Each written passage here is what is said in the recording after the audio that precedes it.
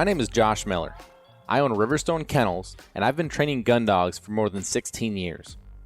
I have field trialed, I've hunt tested, but at the end of the day, I'm a duck hunter. You might find that the duck in our Duck Dogs podcast is spelled uniquely. The UK stands for my British Labs. I love my British Labs. I love what they offer me, both as a part of my family and the high motor in the field.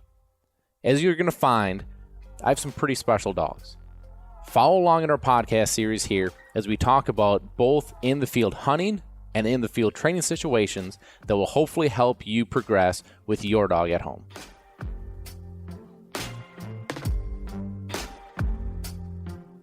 What's going on, everybody? Welcome back to Duck Dogs. I'm your host, Josh Miller, and I am stoked about this episode because it is very special. If you guys haven't listened to the previous episode where I kind of prep for this one, go back and do so, kind of give you a little background, kind of get you into it before you're hitting this story. But it's a cool story. So before we get going here, thank you so much to Eukanuba. Eukanuba Premium Performance Sport 3020 is the food that I feed my personal dogs. It's the food that I feed the dogs in the kennel. And it's just amazing how feeding the right nutrition to your dogs, to yourself for that matter, is a huge difference, right? So premium food, great company. Go check them out. Eukanuba Premium Performance Sport 3020. Also check out 2616 if your dog needs a little less of that protein fat ratio. Thank you to Gun Dog Supply. Gun Dog Supply, actually a big part of this story. Gun Dog Supply, excuse me, I'm kind of losing my voice here today. Great company, great people. If you need anything for any of your hunting or training needs, go check them out, www.gundogsupply.com. Also, thank you to Lucky Duck. Lucky Duck has the 5-star crash test rated kennel, both in the intermediate and the large. So no matter what size your dog is, you can make sure that they travel safely and, quite frankly, as safe as they possibly can with that 5-star crash test rating. So go check them out, luckyduck.com. Also, thank you to Sitka Gear. Sitka, we were head to toe in Sitka this whole hunt, all of us, and quite frankly, it's what made some of this possible, and you'll see how the weather was less than ideal on this hunt, but we made it work, and having the right gear was a huge part of that. So thank you to Sitka. If you're looking for the highest quality gear that you can have, it's going to make you be able to last longer in the elements, and quite frankly, be more comfortable. www.sitkagear.com. So I am back in the frigid, frozen tundra of Wisconsin.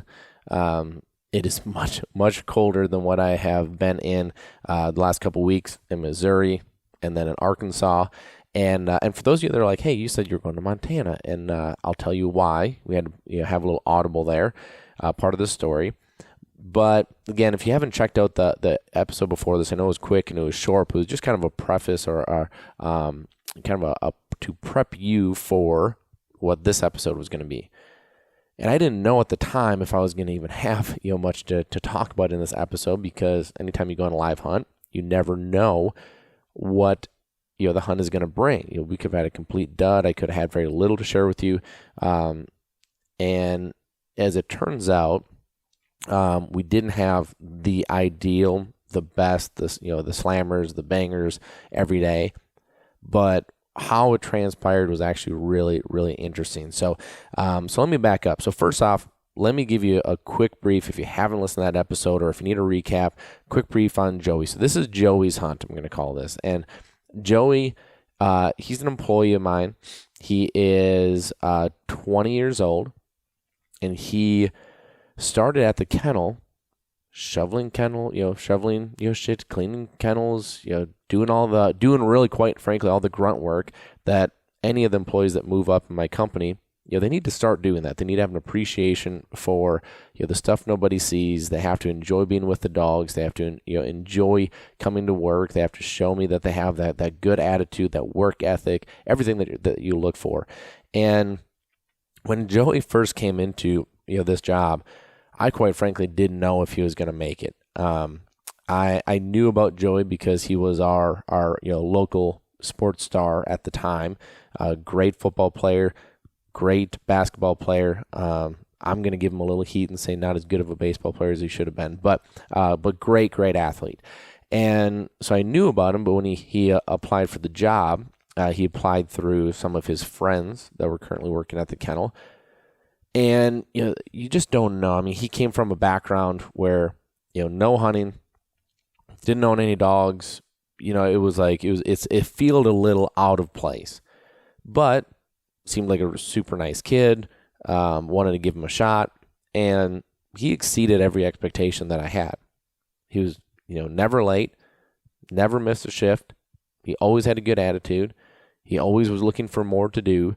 And so he really impressed me. And I think sometimes that the sports background kind of gives you that, right? Like you have to have accountability. You have to have a teamwork mindset.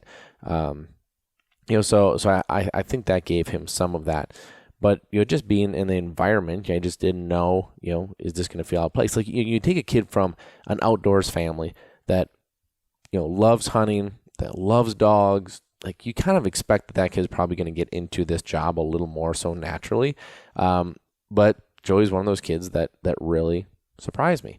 So as he went through and he kind of worked his way up as the years went by, he expressed an interest of being out in the field training.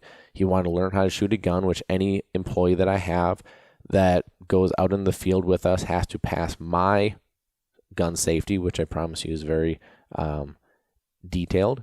The last thing I'm going to allow is an accident. So he passed that. He started shooting pigeons for us, which he thought was super cool because he had really no interactions with firearms up to this point. And you could just see that there was an interest growing there. Now I didn't push this, I didn't force it, but eventually, fast forward a few years later, Joey shot me a text while he was in college. He was away at school. He shot me a text like, "Hey, would you take me hunting?" And I couldn't respond fast enough saying, "Of course." But he had to take his hunter safety because he hadn't had that yet. So he took it upon himself. Between practices, between games, and if you've never been around someone or yourself been a college athlete, adding something else in there can be very difficult because you've got morning practices, you've got afternoon practices, you've got games, you've got classes, you have exams, you have homework, you have all the stuff. Like it really is a lot. And so to add that hunter safety in there, quite frankly, I just didn't think he was going to do it, but he did. Again, surprising me.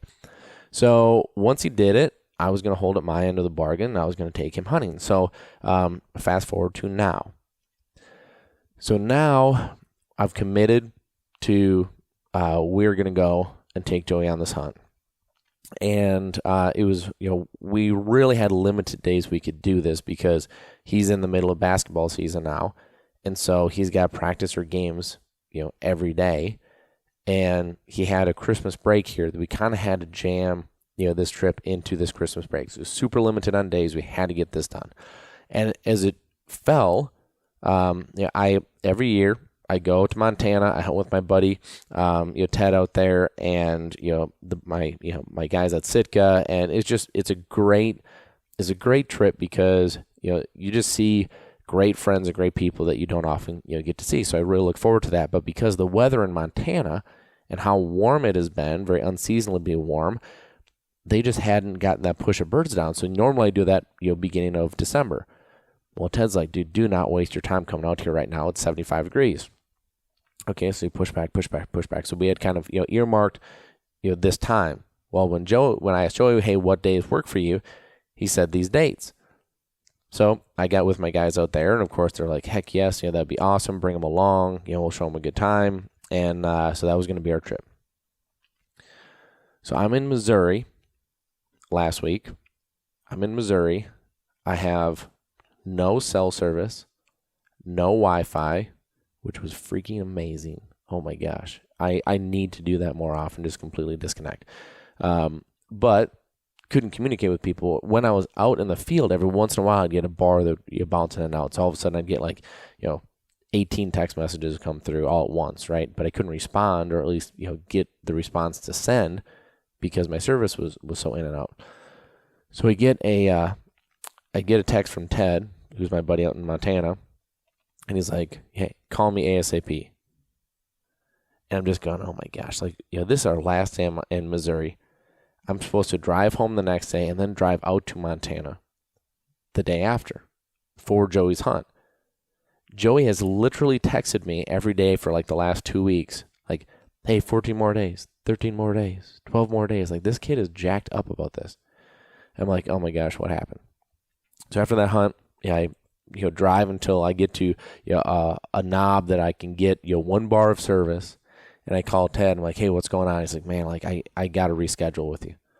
He's like, he's a photographer. He's like, I got this job. It was a last second thing. I couldn't turn it down, so we just need to change dates. I'm like, okay, well, we can change dates, but like Joey, he is set. Like, he can't do any other days. So, which is not Ted's problem, my problem, right? So we're going to reschedule with Ted. And now I got to figure out what I'm going to do. So my go-to late season like this is going to be my camp in Arkansas. The problem with Arkansas is that I haven't been down there to scout. I don't know where the birds are. I don't know where I want to be. And if you've ever taken a kid hunting, especially for the first time, there's this like unnecessary pressure you put on yourself that you have to show that kid a good time. You have to put animals in front of them, whether it's deer or turkeys or ducks or geese, whatever it is. Like, you naturally put this pressure on yourself because you want them to enjoy it. And how are you going to enjoy it if the game you're chasing isn't present? So I make a phone call down to a good buddy of mine, also named Joey Kyle, down in Arkansas. I'm like, dude, I really, really need your help. Tell him the situation. He's like, dude, I got you. He's like, don't worry about it. I'll make sure we get on birds. We'll give him the whole experience. It'll be an awesome time. Huge relief. Huge pressure off my shoulders. I'm like, okay, we got this. So I then text my Joey, and I'm like, hey, dude, bad news. Montana fall through. We can't go. Good news is I got it lined up. We're going to Arkansas. He's never done this before, so he doesn't know. He's like, dude, I really don't care where we go as long as we're going. Like, I'm so excited. I'm like, great. All right, we got it. So he comes over the night before to my house, and let me back up. That was an extremely difficult juggle with no cell service. I mean, that was like, I needed to make sure everybody's lined up, everybody's coordinated, everybody's good. I mean, I sat on that knob for hours just calling and trying to, coordinate all this stuff. So not as easy as what it should have or could have been, but we got it done. So night before we leave, Joey gets done with his last basketball practice. He comes over, and basically I just wanted to fit him with all the gear he needed. So this is where my Sitka gear came into play big time because, look back on your first hunt, right? Like, think about how you got into hunting. And I've thought about this a lot, especially, with Joey his first hunt. So for me, I think it is nothing short of amazing that I ever got into hunting. So my first hunt was a rifle hunt for whitetail in Wisconsin, where my dad put me up in like a 15-foot ladder stand. It was probably 5 degrees outside, wind blowing, and he said, "Hey, sit here until I come get you." I sat there and froze, had no idea what I was doing, had no idea what I was looking for, just sat there. Like, how in the world did I ever want to go again? Well, I think I wanted to go because of what my dad did. I wanted to be like my dad. Joey has, I feel like he looks at me as a mentor, but I do think it's a little different. So I want to make this as comfortable as possible. So he comes over. I fit him with, the right waders, the right jacket, the right base layers, the right mid layers. Like, the dude was hooked up, right? Had everything he needed. So we get packed. Show him the gun he's going to use. We go over, where the safety is, where, how to load, semi-auto, because at the kennel we use all brake actions or pumps just simply because of the safety factor. and being able to keep that chamber cleared, very important for us. But I was using a semi-auto, which is really the first time he's ever used a semi-auto. So, a little different. For those of us that hunt all the time, not a big deal. For a first-timer, a big deal, right? So really going over all that stuff and making sure he's very comfortable. So we get all that stuff, we get the truck packed. So we take off, and we're going, we're heading south. We leave at, I think we got up. So he and I like to push each other a lot. And so we're leaving by 5, but we got up at 3:50 so we could do a 4 a.m. workout, which is, my everyday routine. I love that. He joined me, did a great workout, got on the road, and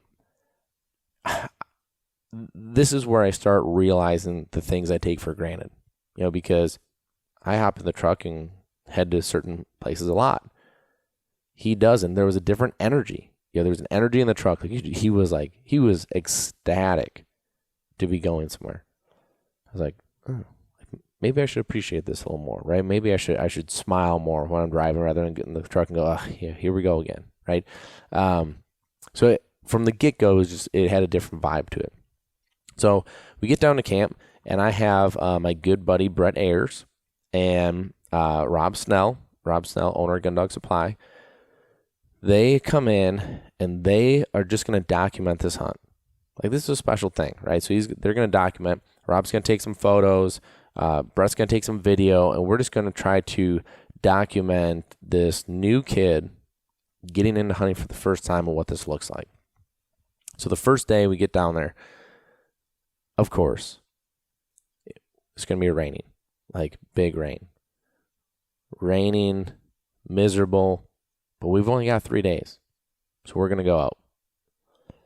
This is where I'm so thankful for the right gear, because it could have got miserable very, very quickly. Again, go back to my first hunt.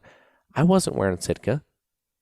I was probably wearing, long johns from Walmart, probably 3 pairs of sweatpants over that, and, an orange, bib or something like that, which probably wasn't overly warm, but it gave me the orange requirements I needed to be legal, right? Same thing with the jacket. Same thing with I froze within the first 2 minutes. Where here, at least we were comfortable, at least we were dry, but I was not overly optimistic about the morning. Luckily, my Arkansas boys had it figured out to where, we had a field where we knew there were birds in, but we didn't know how they were going to work, with the weather. So as long as we didn't have thunder and lightning, we felt like we were good, which we didn't.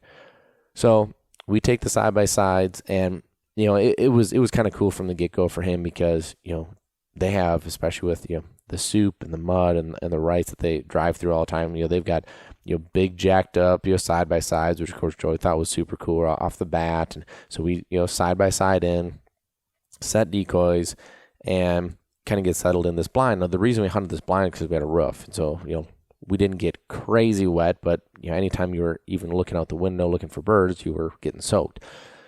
So we get set up, and, birds kind of start, moving right away, not wanting to finish, acting goofy. And, finally, this pair of mallards comes in, and Nick, who's my buddy, who it was his property, he calls a shot, and I didn't even shoot. And I just turned, and watched Joey pop up and shoot. You could tell it was interesting. You could tell, even though he knew he was supposed to be shooting, like he was being very cautious, right? Because he's never done this before. So he's trying to soak it in, and he was like the last shot, and, the birds were already dead by probably the time he shot, but he was, he's kind of getting into it, okay? So then the next volley, you can tell he's a little more aggressive, but still a little apprehensive. And then by the third volley, the dude's like popping up, shooting, smiling, doing the whole thing. Like he's feeling it, right? And so this whole time I'm not shooting, and I'm just kind of soaking this up, because this is one of those moments I really don't get to see a whole lot of. And it makes you appreciate what we do. It makes you appreciate, makes me appreciate my grandfather and my father, who got me into this. Because at the time, I didn't appreciate it. I feel like I appreciate it a lot now, but I had a different appreciation watching that now from a different perspective through someone else.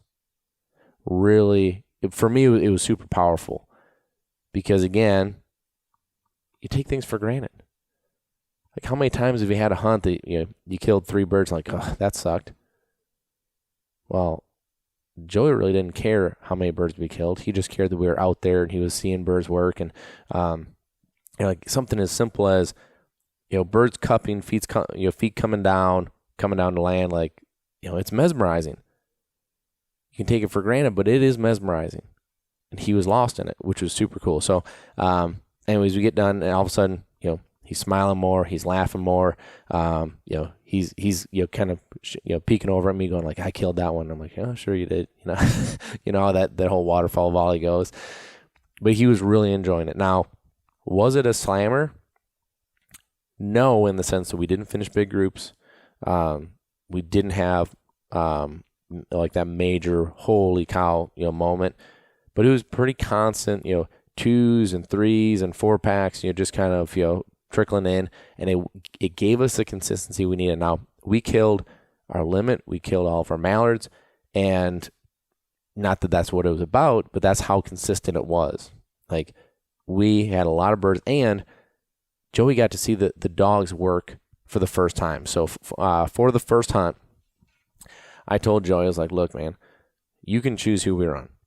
This is your hunt." And so he wanted Brock.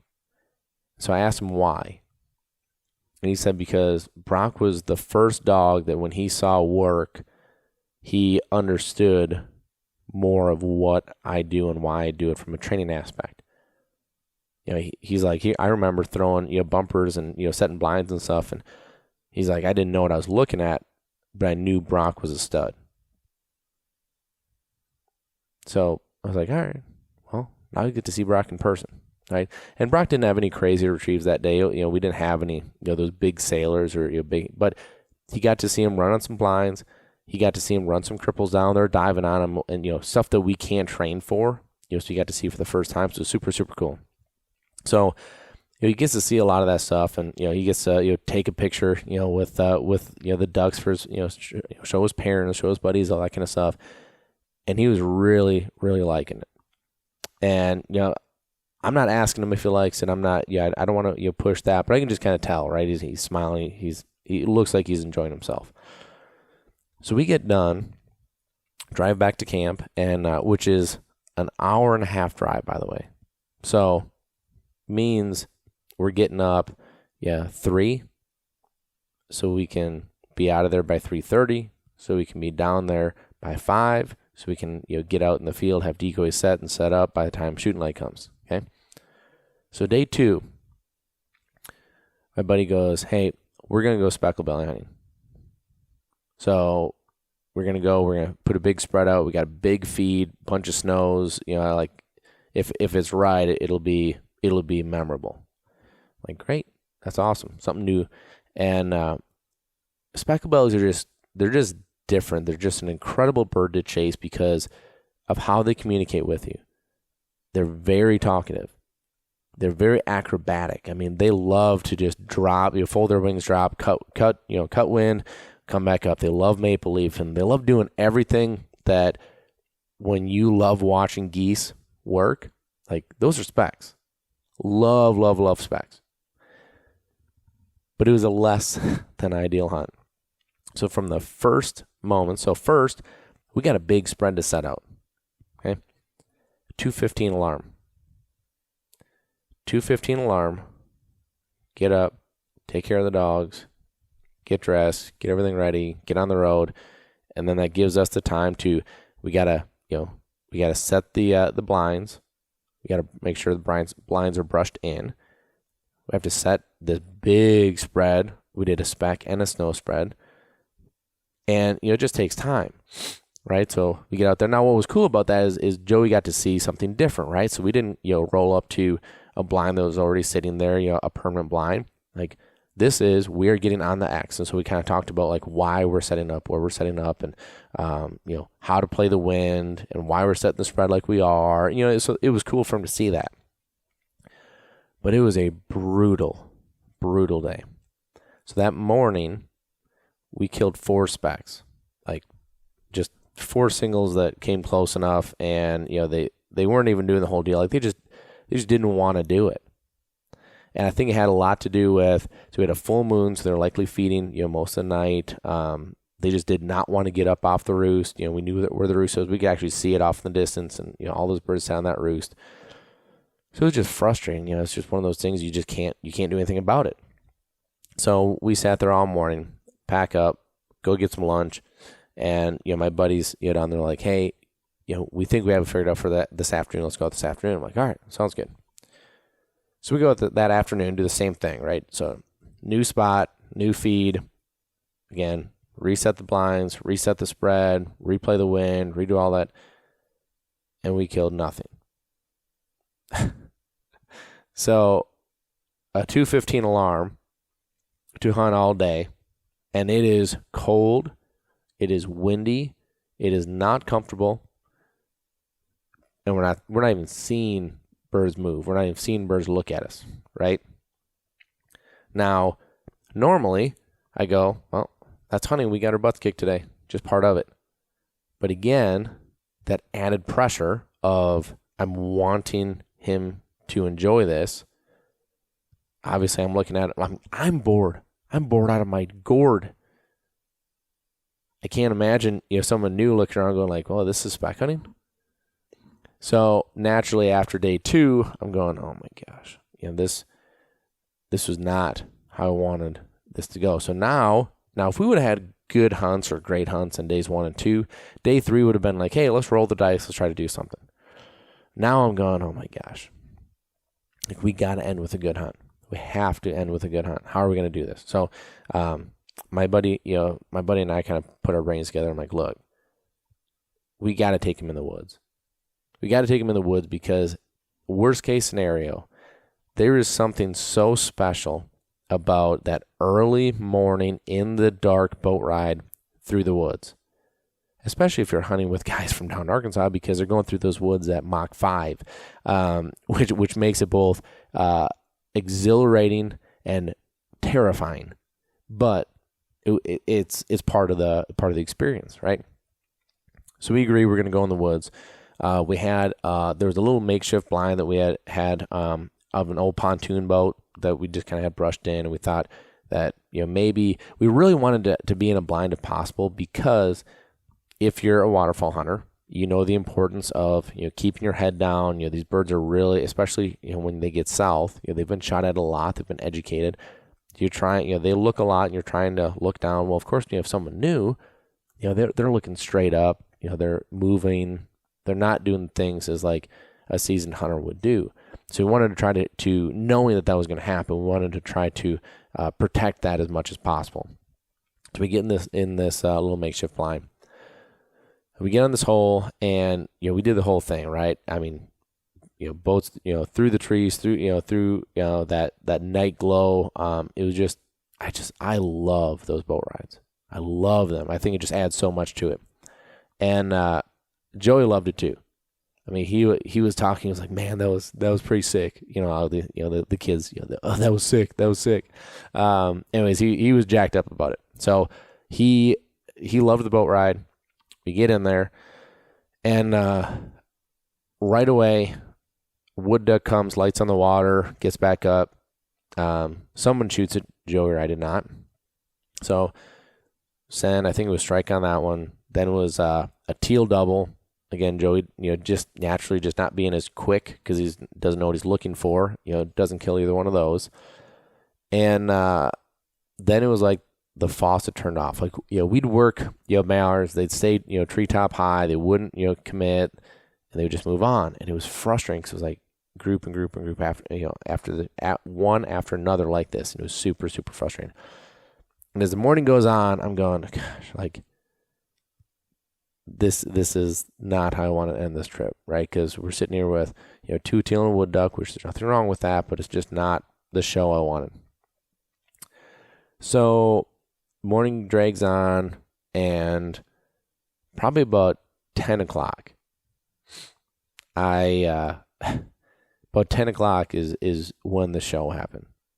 Because 10 o'clock, I mean, I'm thinking the day is basically done. And then all of a sudden, this group of mailers starts coming. We start talking to them. This group just gets bigger and bigger with every turn. So in the woods, if you've never hunted the woods before, it can be difficult to see them when they swing, right? Because you're in the woods, so you can't see. So they, disappear. They come back around, and it's like the group doubled. And they spin. They turn around again. It's like, oh my gosh, doubled again. And it was like every time they spun, it just kept growing and growing. Well, there was one point that I'm thinking, shoot, are we going to have to shoot these birds at treetop high because they're just not doing it? Well, there was one hen that was leading that group, and she wanted to drop down before, the pass before, right? So she kind of, tipped her wings, set her wings for a second, then lifted back up. She wanted to do it.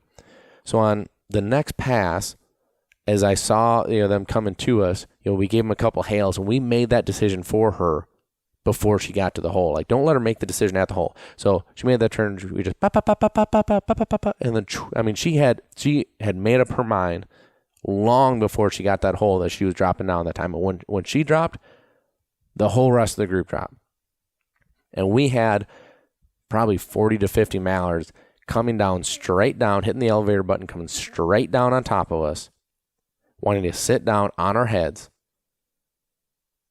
and it was just the absolute perfect godsend that I could have asked for. Because, as I've talked about before, I just don't think there's anything as intimate that you can do as a waterfowler than having mallards come through the trees trying to sit on top of you. You just get to see these birds super close up. You get to see them do things that they don't normally do or that you don't normally see. And Joey got the whole show.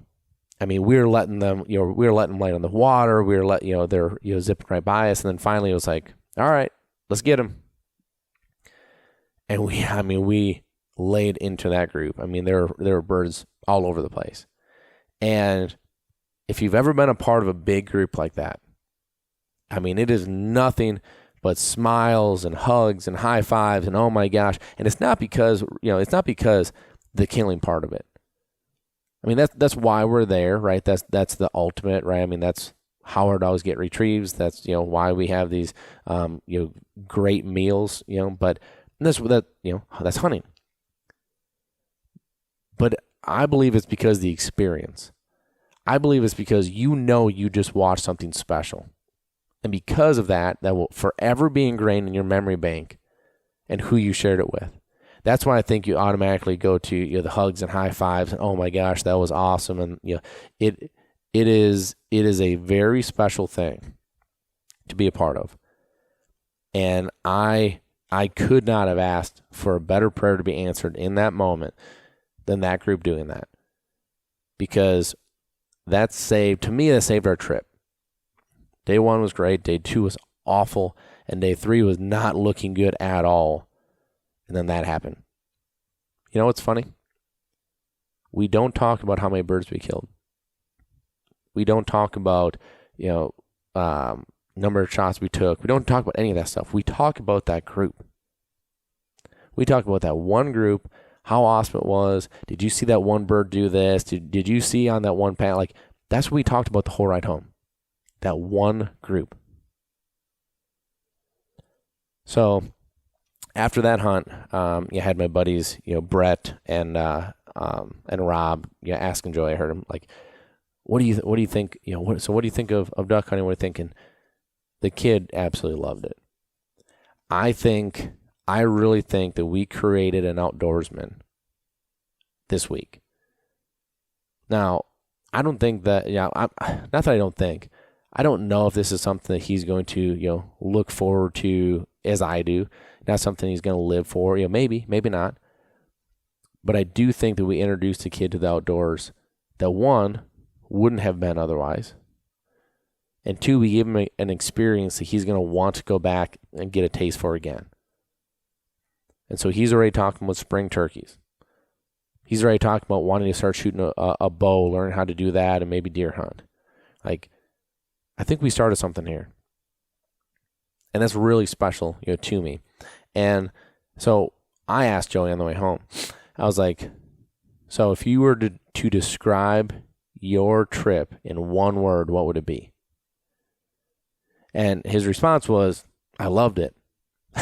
which made me a little concerned for our education system when I said do it in one word, and he gave me 3. But I said, I kind of gave him a hard time for that. And he's like, all right, well, I'd say unforgettable is what he said. To me, that's a powerful word because of what we're trying to accomplish. So I really believe, like we look at the end of this thing, so like I said, I think we created an outdoorsman. And this is where, for me, as an outdoorsman myself, as someone that wants to give back to the community that, basically, supports my business and my profession, how do I give back? And so let me kind of tell you, the background of what I've tried to do. So I've been really big on trying to get kids involved into the outdoors. But I would say that this has been my most successful venture in doing that. So early on, when I would bring kids in for whether it's youth apprenticeship programs or as employees, things like that, what I did originally early on is I'd bring these kids in, and after the first year of them being with us, I would buy them their first shotgun, which I thought was like first, huge gift, super cool. But as I kind of kept up with the kids, like they weren't really using the shotguns much. I'm like, all right, well, that didn't work, right? So I kind of played with different ways of like, how can I get them into it? And I mean, I had kids that I would let handle dogs in, like started hunt tests, see if like the dog handling part of it gets into it, or just different things like that. Why I think this works, and this is where I kind of struggle sometimes with when I hear of organizations or groups or things like that getting kids into hunting, which I think getting kids into hunting, which is no question a noble and really noteworthy thing to do as far as conservationship goes, and us as outdoorsmen, right? Like we all know our numbers are declining. We all know that kids have a lot more options than what I certainly had, and what most of you listening to had when you were kids, right? Like, I mean, I look at a lot of these kids, and they would, why would I go sit outside when I can, I can play on my phone, or I can play my Xbox, or I can, like, gaming is a huge thing. Like so many of my employees game. I don't get it. Never have got it. But it's something that they enjoy, right? So like, how do you take a kid that is into that, bring them into the outdoors, and show them like you might not get everything you want right away. It's not going to be action-packed the whole time. You might not be comfortable a lot of, like you start adding these things up, and it's like, I can see how a kid without the right guidance doesn't get into it. And so where I struggle with, the groups and organizations, again, I think it's an awesome thing. I think it's great. But I see the main focus driven towards young kids getting into hunting. Okay. So like the, 12, 13, 14 age bracket, which I think is an interesting bracket. And I don't agree with it. I think, again, great. Anything is great. I'm not saying it's bad.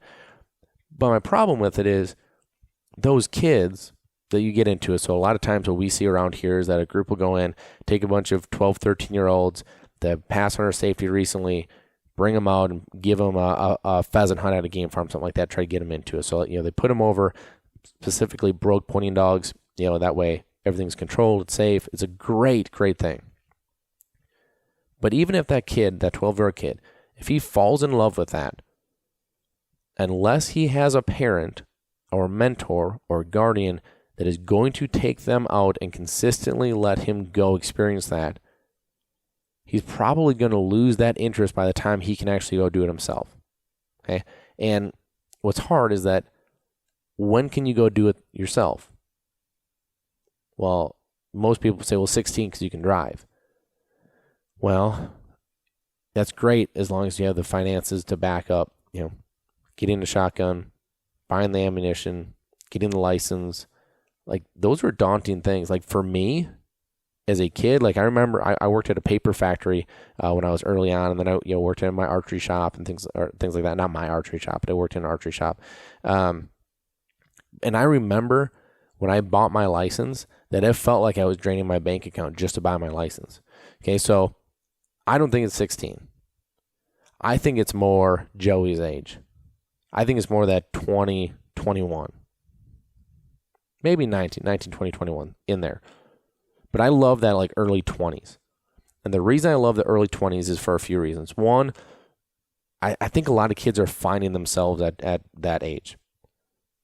They're trying to learn who they are. Like a lot of my friends, I have in my athletic background, a lot of my friends, athletics was who they were. It was their identity. It's who they looked at themselves as. It's who they wanted everyone else to look at themselves as. Well, guess what? That ends. And when that ends, where do you go from here? I had one of my friends, I won't use his name, completely implode after his athletic career was done.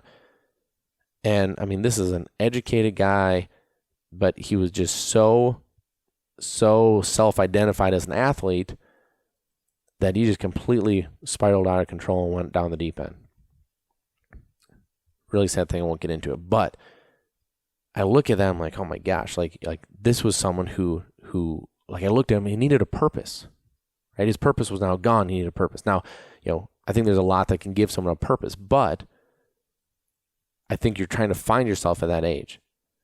I think you have some financial, not stability, but some financial freedom in the sense that, like, you can go buy a license if you want to. You can go buy a box of shells. You can go, drive to a public piece of property. You can do some of this stuff. Okay? You can have a dog and pour your free time into that dog.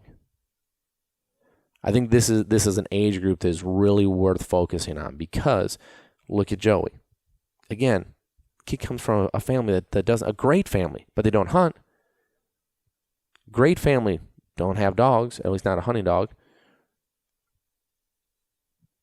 This kid would have never got into this unless he had someone like myself or his support at the kennel to grow an interest, get him into it. And there's no doubt in my mind that if I can't take him waterfowl hunting next year, he is going to find a way to do it. Whether that is with himself, whether that is find a network of friends, and he is going to go be able to tell them that he loves it. Yeah, he's not going to go, blow the call, and he's not going to set the spread. He's not going to be the expert, right? But he's going to love doing it, and he's going to learn every time he goes out there. I think this is a really unique age, and I think this is an age that we as outdoorsmen, we as conservationists, we need to focus on this age to get new people into this sport. I think this is where we grow, and this is where we really get those new lifelong outdoorsmen and women.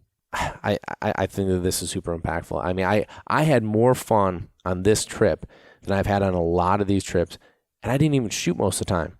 I was just watching him. It was so neat to see him soak this experience up and really get into it and really love it. And now I'm excited to see where it goes from here. Like I said, he's already been talking about turkeys. He applied for his turkey permit in Wisconsin, which he got, which he'll probably hunt either my farm or one of our farms, and maybe that's something he gets into, right? Like we all have our niche, right? So like we as outdoorsmen, we tend to gravitate towards things. So like you might gravitate towards waterfowl or love archery hunting or whatever it is. And if you're a complete freak like I am, then you just want to do it all, and you have no time to do it all, but you try to jam it all in, and it'll be interesting to see where he goes with this. But I'm very proud of him. I'm very proud of my team, and I'm very proud of the situation that we made this happen. And I really believe that we did our small part of helping this community grow, and in an ethical way, right? We did things the right way. We did it by the book. We were respectful of the birds. We, respectful of the dogs, respectful of the property. There's the right way to teach, and I think we did that. So, this was super cool for me. This was really a neat story. This was a neat hunt. I'm excited to see if we get to have another one with him in the future and kind of where that goes. It was really, really good stuff. So, so now looking forward. So where am I going from here? I'm trying to narrow that down right now, because as we get into Christmas, we're starting to look. We've only got 4 or 5 weeks left of season. So where do we shake out? So Montana's on that list, Oklahoma's on that list, Texas is on that list, Arkansas is on that list, and I still need to have family time. Right? Like I still need to be, giving my, I've got a 1-year-old and a 2.5-year-old, and I swear if I'm gone for a week, it feels like I've been gone for a year. So I got to have that time too, and so juggling that. So once I know a little more, I'll kind of fill you guys in on what I'm doing and why I'm doing it. But up until now, or up to now, I think I'm just going to throttle back, enjoy Christmas, enjoy my family time. I hope you do the same. And I will catch you back here for the next episode. So Merry Christmas. Enjoy your family time. Have a great holiday. And we will talk to you guys here next week. Thanks for listening. Be sure to follow us on Facebook and Instagram. Leave us a review on iTunes. And a special thank you to Yukonuba, because without them, we couldn't do what we do here, bringing this information to you.